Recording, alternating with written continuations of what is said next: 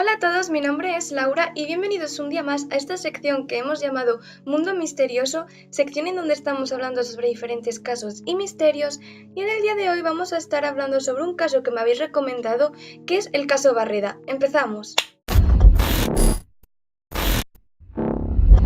El caso Barreda lleva este nombre precisamente porque su principal protagonista es Ricardo Alberto Barreda, un hombre que trabajaba de dentista en Argentina y que vivía junto con su mujer, sus hijas y su suegra en una casa bastante amplia, ya que eran una familia bastante acomodada. Esta casa se ubicaba en la calle 48, entre la 11 y la 12, en el centro de La Plata, en Buenos Aires. Y como digo, eran una familia bastante acomodada, tenían bastante dinero, podían vivir bien, pero no todo lo que brilla es oro. Es decir, vivían muy bien, pero la relación que mantenían entre ellos era una relación conflictiva. Y es por eso que en 1992 es cuando empezó este caso. El 15 de noviembre de 1992, Ricardo se acercó a su esposa Gladys, de 57 años, y le dijo pues que iba a hacer algunas tareas del hogar. Le dijo precisamente que no sabía muy bien si empezar limpiando las telarañas que se encontraban en la entrada de su casa o si por el contrario iba a ir a podar los árboles y arreglar un poco el jardín. Como dije, la relación que había en esta familia era bastante conflictiva, así que su mujer simplemente le contestó mal. Según Ricardo, ella le respondió: anda a limpiar, que los trabajos de Conchita son lo que mejor se te dan y es para lo que servís. Esta frase despertó la furia de Ricardo, ya que yo entiendo que con lo de Conchita hace relación a que puede ser como homosexual, pero como no lo sé porque es algo argentino que yo no utilizo y que nunca he escuchado, me gustaría que la gente de por allí me deje en los comentarios qué significa realmente trabajos de Conchita, porque ya digo, yo intuyo que es algo sobre la homosexualidad, pero no sé decirlo, así que lo siento. La cosa es que, como dije, a Ricardo se tomó muy mal este comentario y la mandó directamente a la mierda, dijo que no iba a ir a limpiar y se fue al garaje a por los instrumentos para cortar los árboles. De la que iba por las herramientas para arreglar el jardín y demás, se encontró con su escopeta, una escopeta que le había regalado su suegra Elena Arache, que la había traído de Europa como un recuerdo de un viaje. Esta escopeta era una Víctor Sarrasqueta del calibre 16,5 y Ricardo, sin pensárselo dos veces y llevado por la ira que sentía en ese momento, cogió la escopeta y decidió empezar la cacería. Como dije, Ricardo cargó la escopeta y se dirigió primero a la cocina, en donde se encontraba su mujer y su hija Ariadna. Primero disparó a su mujer Gladys, lo que hizo que su hija Adriana, la que se encontraba también en la cocina, acudiese a la ayuda de su madre y empezase a insultar a Ricardo, a decirle que si estaba loco, que qué había hecho. Todos estos comentarios lo que hicieron fue agravar más la situación, ya que Ricardo, llevado por la ira, también decidió disparar a su hija Adriana. Al oír los disparos, su suegra, Elena, decidió bajar a ver qué ocurría, ya que ella se encontraba en la segunda planta, pero no le dio tiempo a llegar a la cocina, ya que Ricardo la interceptó a mitad de camino, es decir, la interceptó en las escaleras y también le pegó un tiro. Por último, la única que quedaba viva en la casa era su hija Cecilia, que al ver el cadáver de su abuela se asustó muchísimo, imaginaros la situación, y se acurrucó sobre ella y le empezó a decir a su padre que qué había hecho, que por qué lo había hecho, que qué había pasado. Y Ricardo, llevado ya por toda la ira y ya sin controlar y sin nada, decidió realizar el último tiro, matando así a su hija Cecilia. Tras estos 4 asesinatos a sangre fría, Ricardo, en vez de arrepentirse y acudir a llamar a emergencias, se sentó en su butaca en el salón y empezó a planear una coartada para poder librarse así de los asesinatos. Primero recogió todos los cartuchos de escopeta que había distribuidos por la casa, y después empezó a desordenarla, empezó a revolver los papeles, a tirar estanterías y demás para simular un intento de robo. Después cogió su coche con los cartuchos y la escopeta y decidió deshacerse de ellos tirándolos a un canal cerca de la Punta Lara. A continuación, para tener testigos de su coartada, decidió llamar a su amante Hilda Bono y quedar con ella en un hotel para estar con ella toda la tarde e incluso cenaron y demás. O sea, como que no le dio mucha importancia que sus hijas, su mujer y su suegra estuviesen muertas en casa, simplemente fue a pasar la tarde con Hilda. Y a medianoche, cuando regresó a casa, fue cuando llamó a la policía contando la historia de que le habían atracado, habían entrado a su casa y habían matado a toda su familia.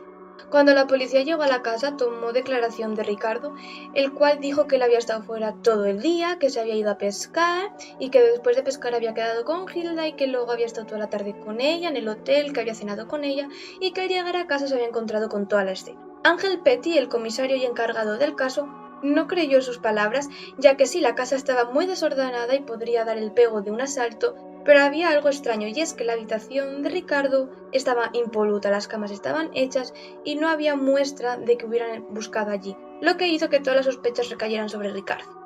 El comisario le dijo a Ricardo que prefería tomarle declaración en comisaría, así que lo llevaron allí y le interrogaron de una manera más sistemática para intentar sacarle información. Durante este interrogatorio a Ricardo en comisaría, el inspector se dio cuenta de que Ricardo tardaba mucho en responder las preguntas relacionadas sobre el robo, o sea, era como que las estaba pensando. Además, también había algo muy extraño y es que se refería a sus familiares, no como mi esposa, mis hijas, sino que se refería a ellas como los cuerpos, algo que mostraba un desapego bastante grande, ya que si hubiese sido un robo de verdad, él posiblemente todavía no tendría que haber asimilado que ellas estaban muertas, tendrían que seguir tratándolas como esa mi esposa.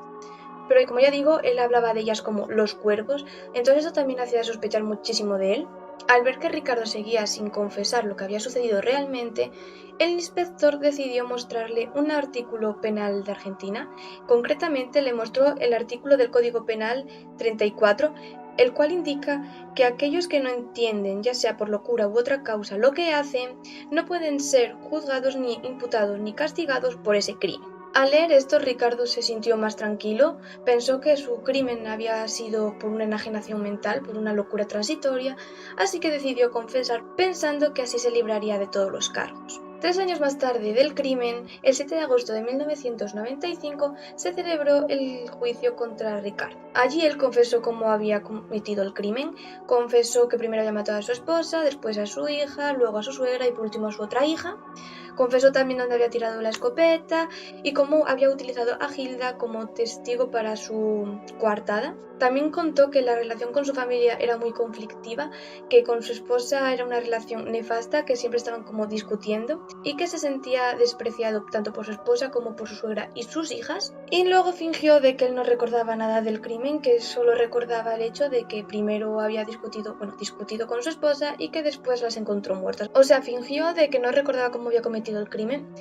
Él dijo que solo se acordaba de coger la escopeta, pero lo que había sucedido desde coger la escopeta hasta cuando se encontraba sentado en el sillón pensando su coartada, no recordaba cómo había sucedido. Su abogado defensor intentó demostrar que Ricardo había pasado por una psicosis delirante, que en el momento del crimen no había sido consciente de lo que había hecho. Por suerte, la corte rechazó esta teoría, ya que en caso de haberla admitido, Ricardo hubiera ido a un manicomio. En este caso, al haberla rechazado y haberlo juzgado como un crimen, un feminicidio, Ricardo cumplió cadena perpetua por un triple homicidio y un homicidio simple. Durante todos estos años de condena, Ricardo mostraba como un arrepentimiento muy profundo, se arrepentía de haber matado a su familia, especialmente se arrepentía muchísimo de haber matado a su hija Adriana, que según él era su hija favorita.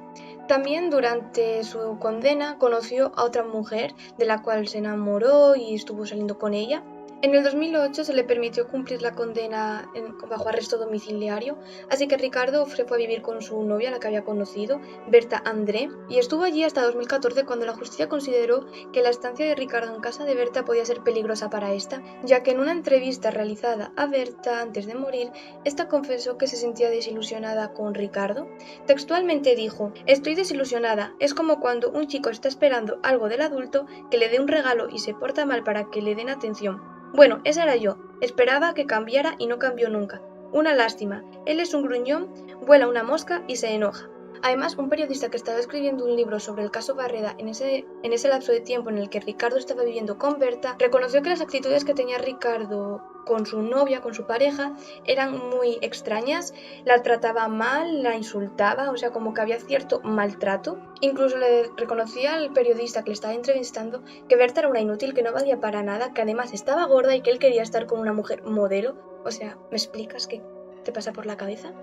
También durante estas entrevistas con el periodista, Ricardo confesó que sentía muchísimo haber matado a su hija Adriana porque, como ya dije, 350 veces era su hija favorita y que en el momento en que la disparó ni siquiera sabía que era ella. Y que por el otro lado odiaba a su hija Cecilia porque decía que su mujer y su suegra le habían comido la cabeza y que la habían puesto en contra de él y que que de ella se arrepentía también de haberla matado porque era su hija, pero que no lo sentía tanto como con Adriana. Como dije, en 2014 volvió a prisión, pero en 2015 la Sala 1 de la Cámara de Apelaciones le dio la libertad condicional, por lo que este hombre se fue a vivir a Tigre. En mayo de ese mismo año, la Corte decidió darle ya la libertad total, ya que habían pasado muchos años del crimen, había pasado mucho tiempo ya en prisión bajo una condena, y puesto que ya era un hombre anciano que tenía ciertas enfermedades, decidieron darle la libertad. Y esto se sabe a raíz de una publicación que hubo en Facebook, ya que en 2016, muy deteriorado de salud, Ricardo estaba en un hospital y allí una mujer le sacó la típica foto de: oh, mirad, este pobre anciano está solo en un hospital, no tiene familia, oh, cómo es la vida de dura, pobre hombre. O sea, la mítica publicación para dar penita, ¿no? La mujer habló con Ricardo y este le dijo que se llamaba Alberto Navarro y que no tenía familiares. Entonces esta mujer decidió hacer esta publicación como para llamar la atención de cómo abandonamos a las personas mayores, pero nada más lejos de la realidad. Tras esta publicación en Facebook, varias personas se dieron cuenta de que este hombre realmente era Ricardo Barreda y entonces empezaron como a sentir mucho interés por él. Incluso hubo gente que fue al hospital expresamente pues para celebrar su cumpleaños y demás, en plan como si fuese un héroe o algo de la patria, no sé, me parece horrible, pero bueno, el caso es eso, de que reconocieron de que era Ricardo y que muchas personas decidieron ir al hospital a acompañarle, ya que el pobre, como estaba solo a su suerte, no se merecía esto. Y ahora vamos a hablar un poco sobre datos curiosos de este caso. Lo primero es que este caso se convirtió en un caso muy popular en Argentina, tuvo mucha repercusión mediática, hubo muchos escritores y periodistas que escribieron libros, reportajes sobre este crimen, incluso cantantes que hicieron canciones respecto a Ricardo Barreda y su familia. En la cultura popular este caso adquirió dos significados totalmente opuestos.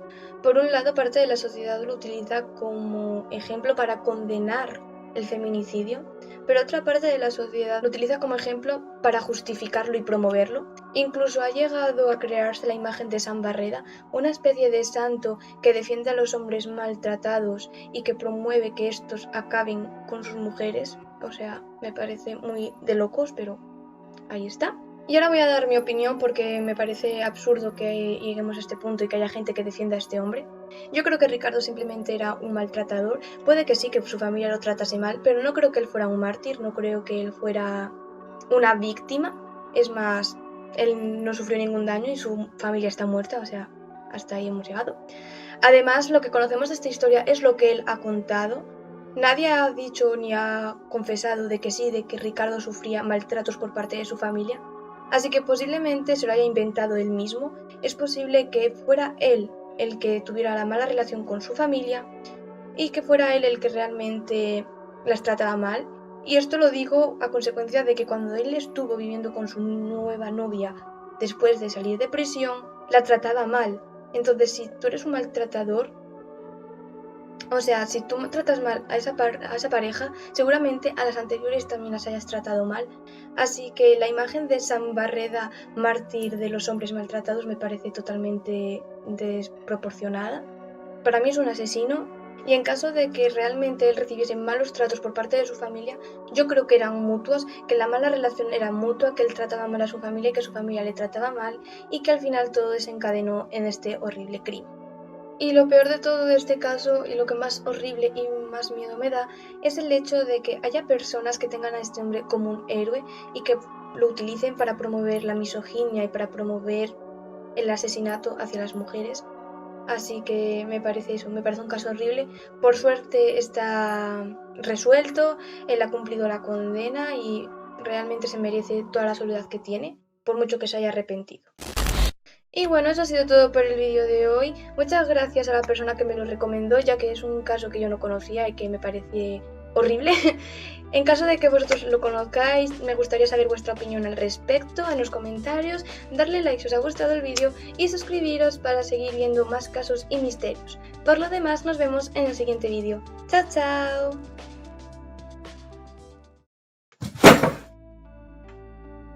Se me ha jodido la bombilla. ¿Me explicas?